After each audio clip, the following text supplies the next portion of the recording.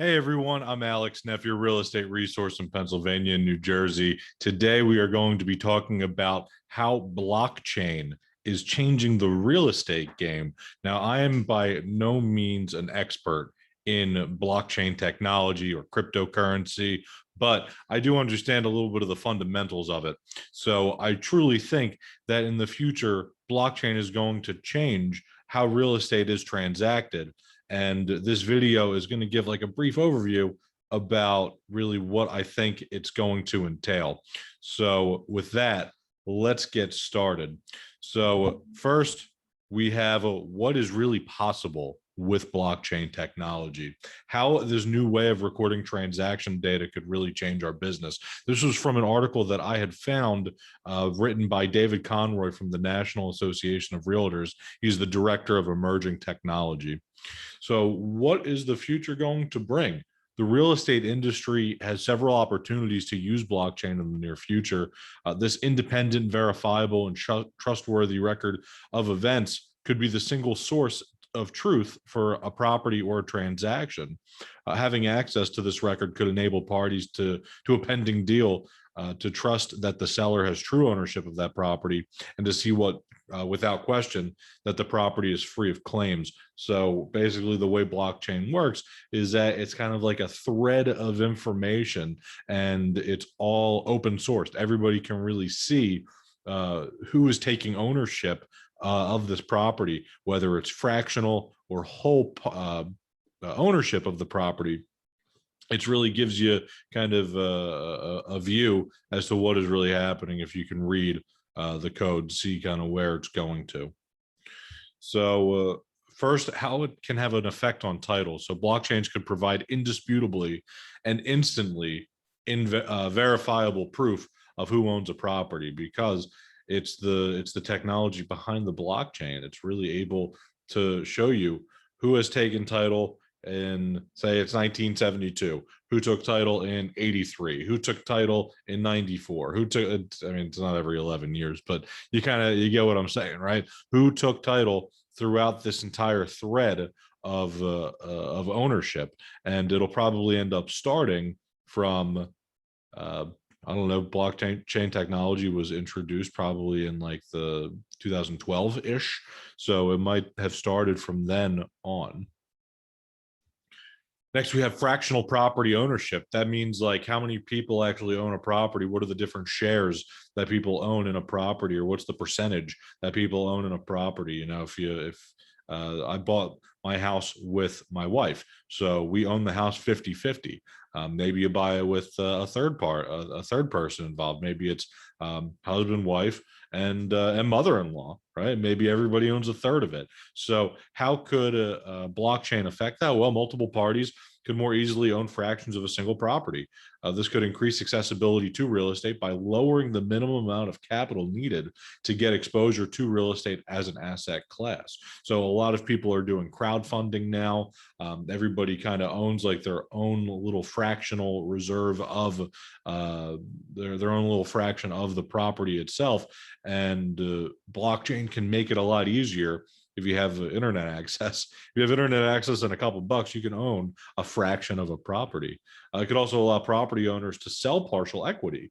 So say I own 50%, I want to sell off 3% of my property because I need a little liquidity. I need a couple dollars. So this differs from a REIT or a real estate investment trust because that falls short of granting investors any actual ownership of the underlying investment property. You just own a share of the property. You don't actually own a part of the property in a REIT. And in blockchain technology, it's saying that you could own a part of the actual property itself.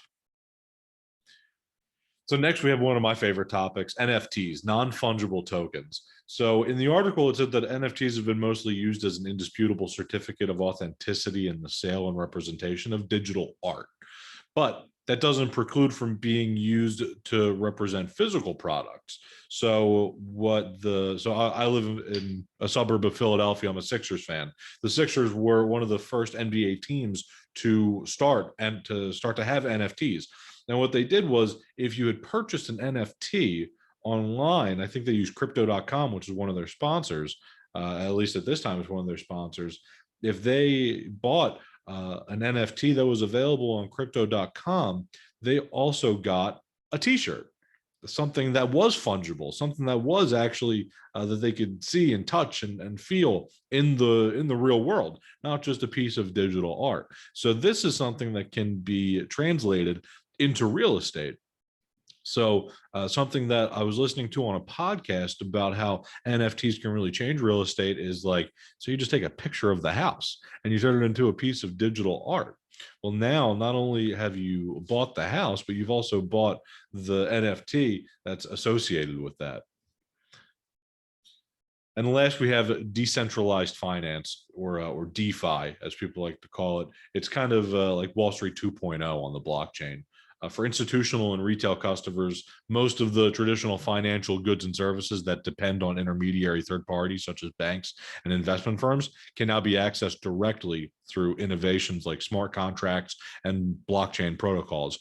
Common aspects of real estate transactions like lending, borrowing, refinancing, and accessing liquidity could become equally open to anyone in the world, right? So maybe it's a random group of people that met online and they decide to pool their money together. Keep in mind, nobody's ever met anybody in the real world. They all decide to pool their money together, and it's like, we want to lend money to people in Dubai. We want to buy some kind of big property in Dubai, and we want to lend out the money to somebody to purchase a big property over there, and they can do that. And meanwhile, you have one of the investors in Switzerland, one of the investors in the U.S., one of the investors in Canada, and it's just everybody pulls their money together for a decentralized finance, because it's like, we'll pull it together in our own national currency and put it together in Bitcoin or Ethereum or some other kind of cryptocurrency. And then what'll happen is they'll send that cryptocurrency over as to the person that's looking for the liquidity, and that person will just cash it out. They'll cash it out and they'll use that as to purchase a home or to purchase a piece of property. Or even better yet, now some places are even accepting Bitcoin or accepting Ethereum, accepting these cryptocurrencies as a form of legal tender. And that makes it so much easier, where you don't have to cash it out and pay all the gas fees. It makes it it's really something that has never been seen before. And DeFi is I really think it's the future has we have a bright future ahead of us. Now, certain components of blockchain technology, like NFTs and cryptocurrencies, have reached the mainstream. But although their impact is still ahead, the technology is undoubtedly going to affect the industry at some point in the future. I really think that understanding the blockchain and Web3 is going to be crucial to being successful for millennials in the long term, and also Gen Z in the long term, because the kids that the millennials and the Gen Z population are having are going to grow up with this Web3 of what's happening, this decentralization. So I really think that that's where the future is heading. And if you have any questions for me, like I said, I'm not like an expert on blockchain or cryptocurrency, but I really do understand the fundamentals of it. So if you have any questions about real estate, if you have any questions about how I think cryptocurrency and blockchain technology is going to affect real estate, feel free to follow me on all of my socials. If you have any questions, I'm happy to respond. And as always, if you have any questions about real estate, reach out to me, because I am, in fact, your real estate resource.